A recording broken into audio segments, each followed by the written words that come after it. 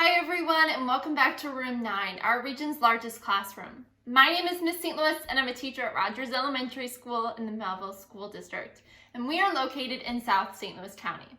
Today, I'm here to teach a reading lesson that's geared towards students who are in the 3rd grade, but all learners are more than welcome to join and explore along with us. So let's get started.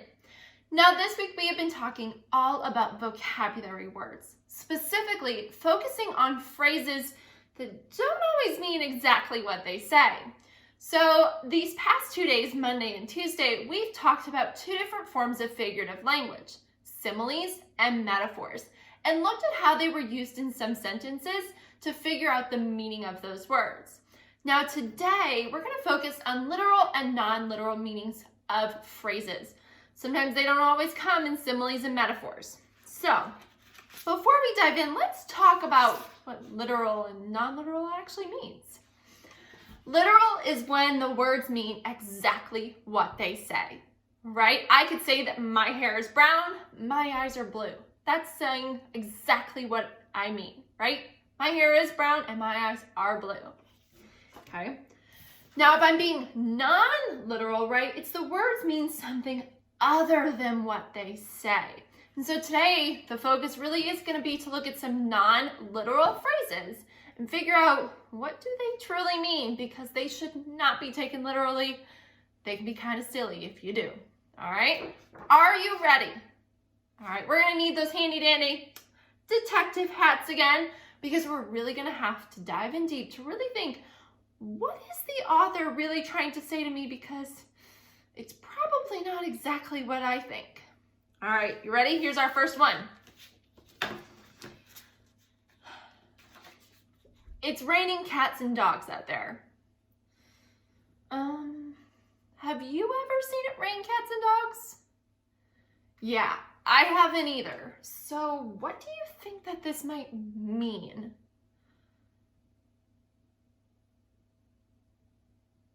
Yeah, it might be a really crazy rain. Ooh, a really big rain, a strong rain, maybe a thunderstorm, right? Yeah, so it means like that we're getting a very heavy rain when it rains cats and dogs. So the literal meaning of this would be that cats and dogs were falling out of the sky. But we know that's something that doesn't happen. So we have to look at the non-literal meaning, right? This is trying to say something else. And so this is one of the common phrases that people use. You may have heard it being said before too when talking about rain, right? It's raining cats and dogs out there. That's a phrase that people use to describe the type or amount of rain that we're getting. Something you could use now too if you ever have rain. All right, let's see another one. Ooh. I felt like a fish out of water. No, I'm not a fish, so I can't feel like a fish out of water. So I can't take this literally, right? But think about a fish out of water. Have you ever seen a fish who isn't in water? What do they do? Yeah, they kind of like flop around, right? And act all, kind of silly, because fish need water, right? They can't survive out of water. So they don't feel like themselves. They feel a little crazy and a little different. So if I feel like a fish out of water, what do you think that might mean?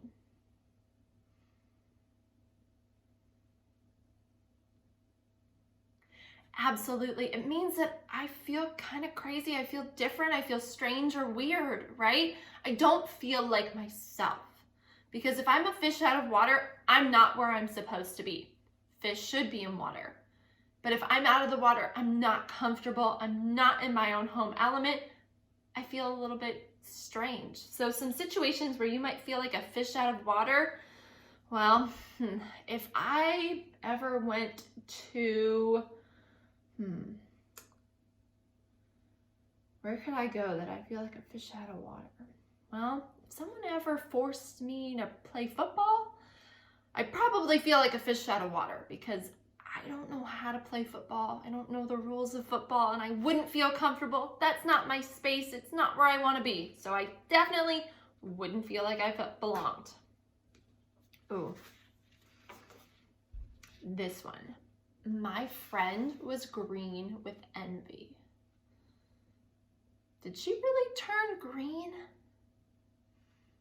No, she didn't turn green. Now, what do you think that means? What is envy? What does it mean if someone has envy or they're envious of someone else?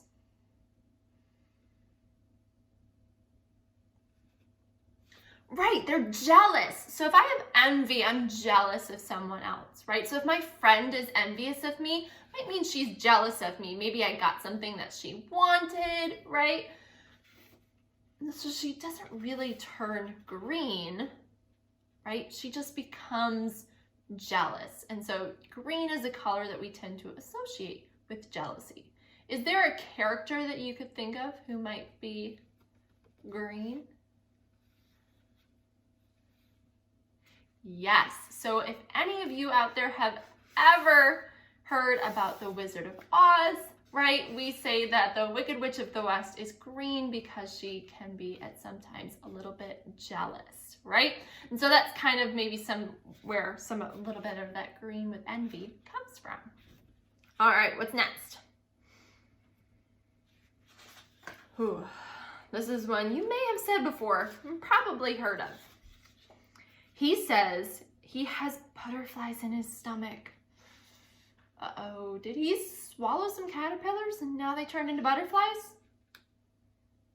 Yeah, probably not, right? So what do you think happened here? Yeah, think about a butterfly, right? Butterflies have their wings and their wings beat back and forth. So if I have butterflies in my stomach, I might be feeling, right, some of those wings going back and forth. It symbolizes nerves, right? So if I have butterflies in my stomach, I'm nervous. I have this uneasy feeling, right? And so it's a way to describe how I'm feeling, right? Rather than just saying nervous, right? I have these butterflies in my stomach. Sometimes people say this before they go off and they give a performance, right? So we might see that actors say this before they go on stage, right? Or people might say this before they give a speech because they're nervous, they're a little worried, and it explains that feeling that sometimes we get in our stomach when we feel those nerves. All right. My brother told me I was barking up the wrong tree. I don't bark, so what do you think this could mean?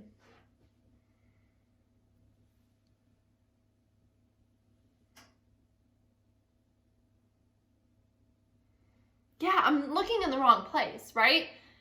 If I think about my Winifred, she's here at my feet, my dog. She loves squirrels. And so when we go on walks, she is always out looking for squirrels. Always. And, well, she likes to bark at squirrels. And so what do? They run up the trees. And sometimes she doesn't quite see where they're going. Maybe there's too many. So she barks at the wrong tree. Right? So if we're barking up the wrong tree, we're not going in the right direction, right? So if my brother says you're barking up the wrong tree, he's telling me I'm not looking in the right spot, I'm not going in the right direction. What I'm doing is wrong, and I need to try and maybe start over, right? Got the wrong idea, I need to rethink it. Barking up the wrong tree. All right, let's look at another one.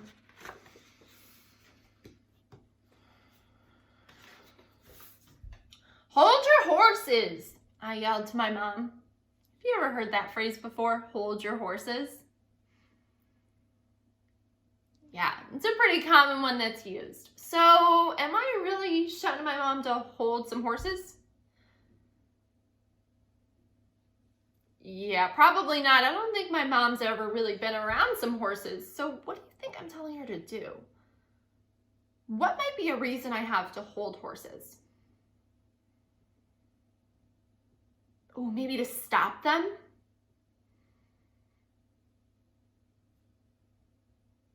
Oh, yeah, to bring them to a stop, to slow them down, right? So if I'm telling someone to hold their horses, I'm telling them to stop, slow down, right? It might be something that someone says if I'm really ahead of the game, right? Maybe you are getting ready to go on a trip, and so you are all excited, you got all your stuff and you're ready to go. But mom is still drinking her coffee and she's like, hold your horses, we are not ready yet. Sometimes that might happen to you on your way to school, right? So maybe mom's really ready to go and you're not ready. You might be like, hold your horses, I'm not ready yet, right? Doesn't actually mean to go out and hold some horses. It just means to slow down, stop, take a minute, we'll get there. All right, let's look at another one. Her hair is as smooth as silk. My hair doesn't quite feel like silk. If I think about silk, it is something that's really smooth and soft, really nice. So what am I saying about someone's hair if I say it's as smooth as silk? Yeah, I'm saying that their hair is really nice. It's soft, really silky. She has some really great hair. I think a lot of people really want to have really soft, smooth hair, just like silk. All right. Ooh, I was so tired, I was ready to throw in the towel. Well, I don't always have a towel with me to throw in, so what do you think this could mean? When do we throw towels in, right? If I'm at the gym and I have this towel, when might I throw it in?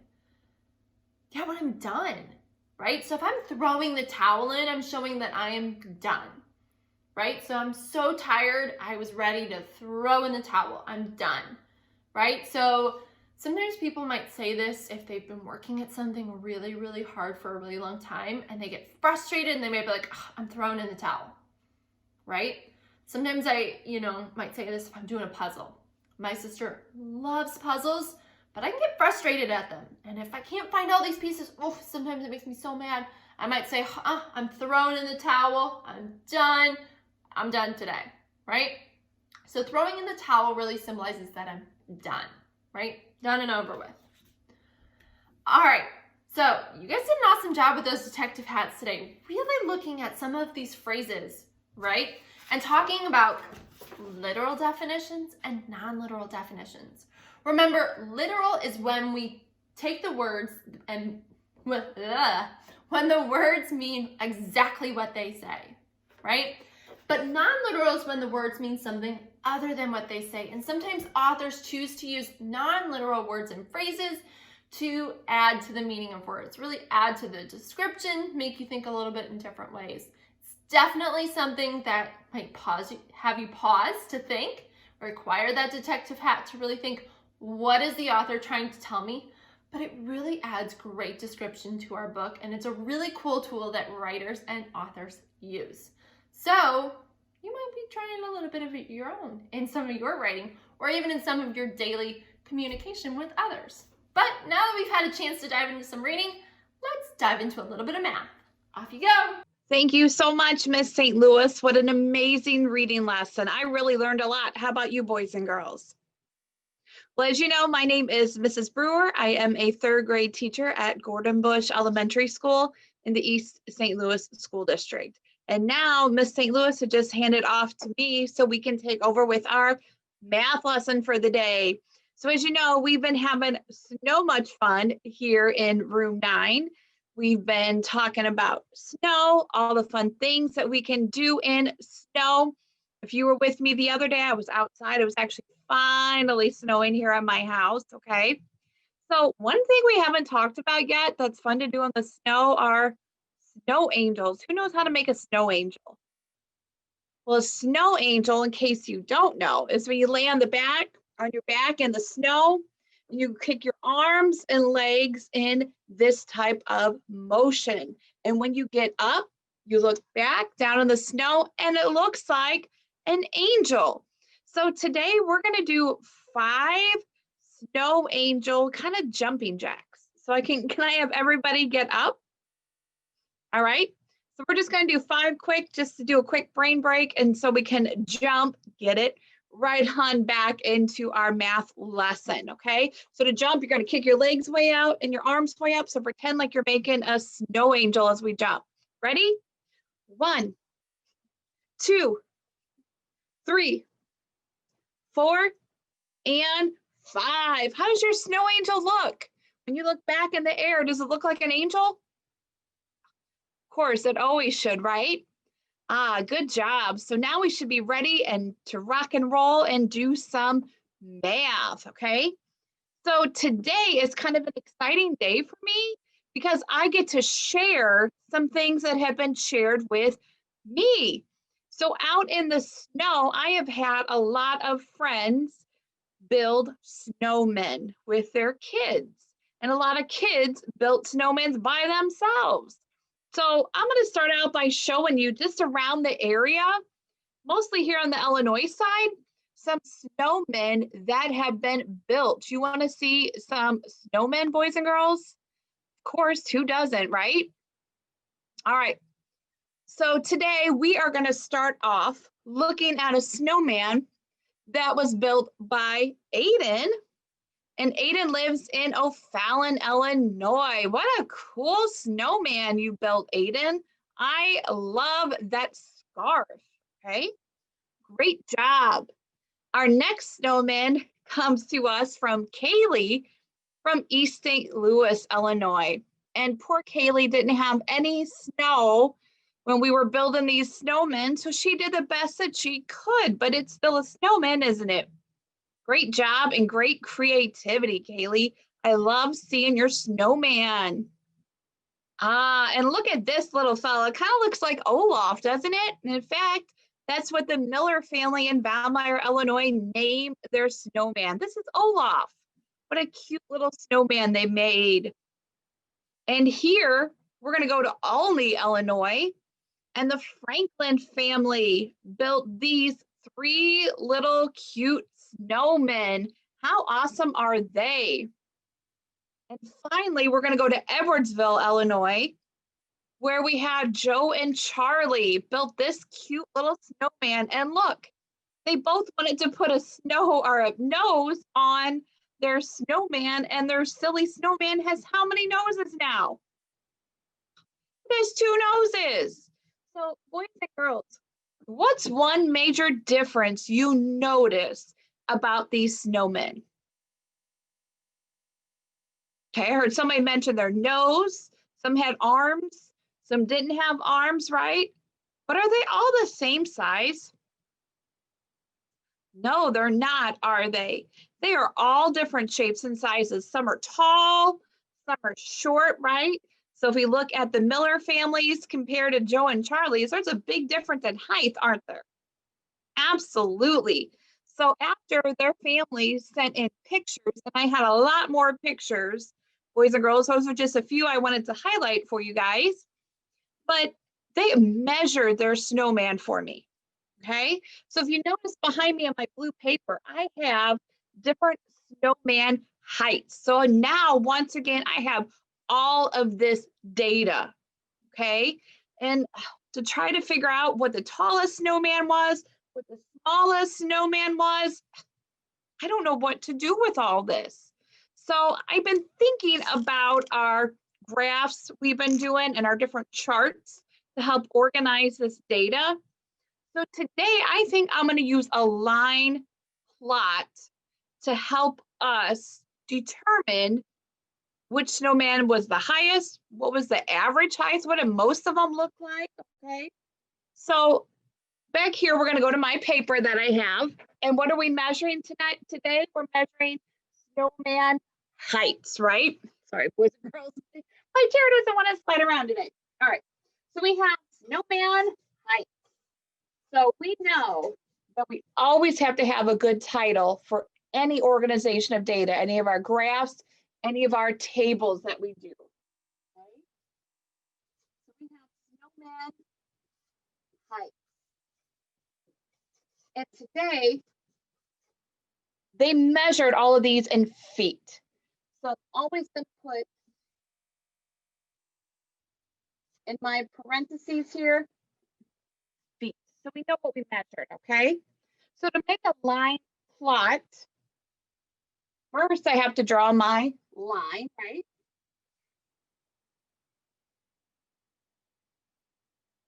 And what am I going to put here at the bottom? I'm going to put their what? Their height.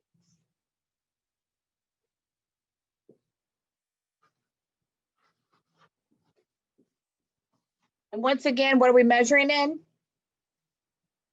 measuring in feet. I am not having luck drawing that parenthesis today, am I? No. So to figure out what my scale is going to be here, boys and girls, so let me move to this side so you can see a little bit better.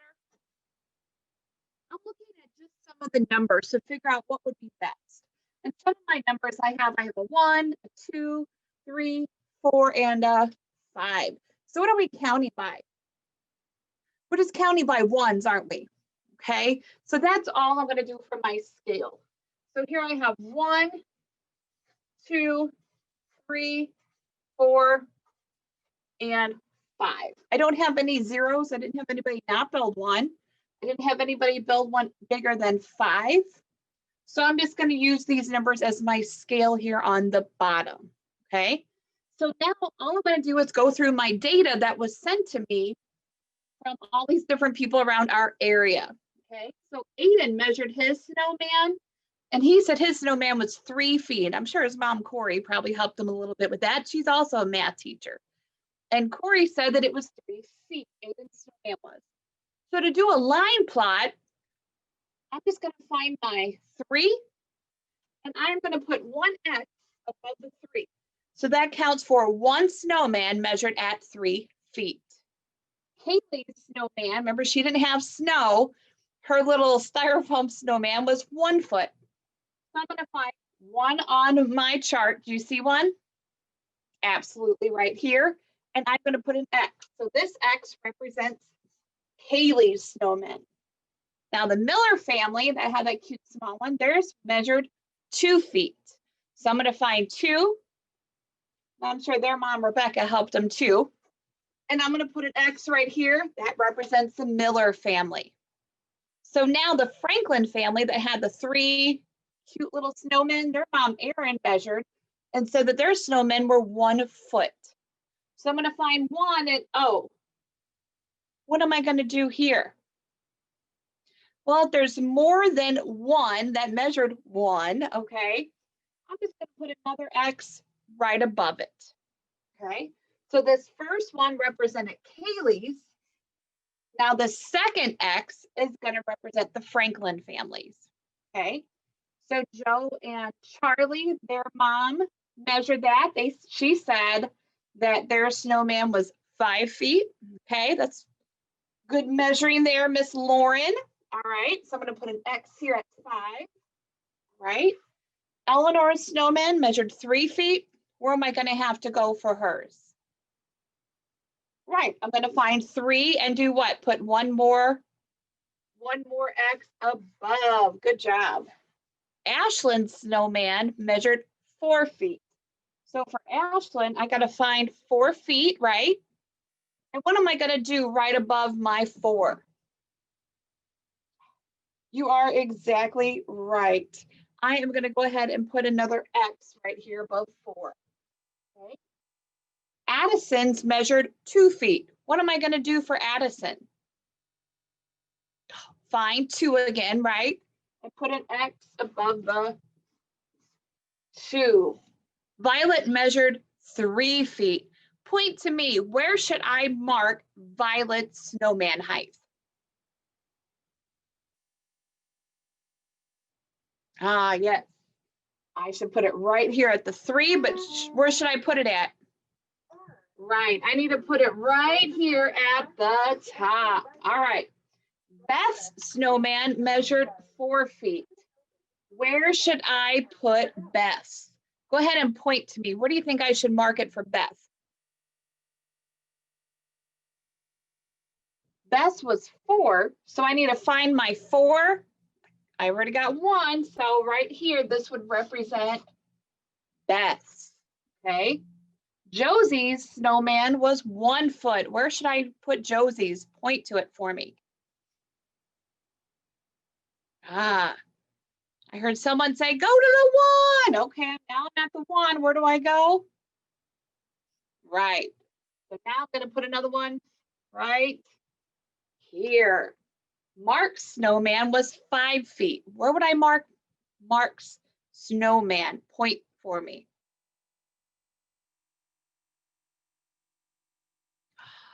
Someone said, find the 5. Exactly right. Good job out there. Find the 5. Now where? Right. And then finally, Jameson was 1 foot. Where do I need to go now for Jameson? Find the 1, and my X should go where?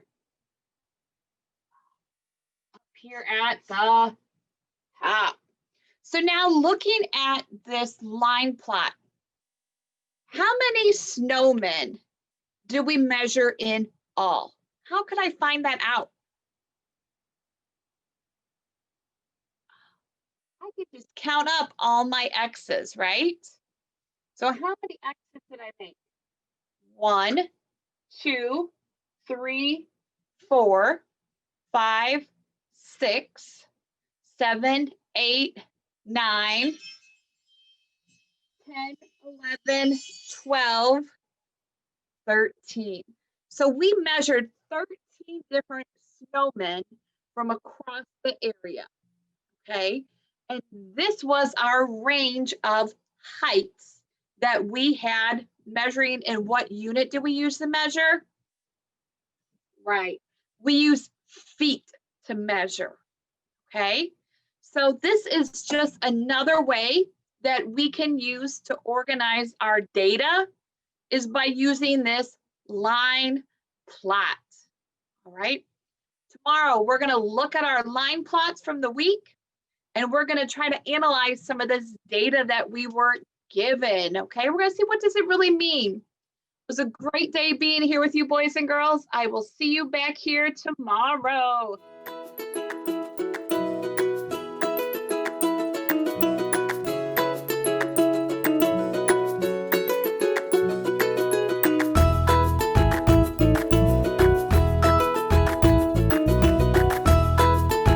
Teaching in Room 9 is made possible with support of Bank of America, Dana Brown Charitable Trust, Emerson, and viewers like you.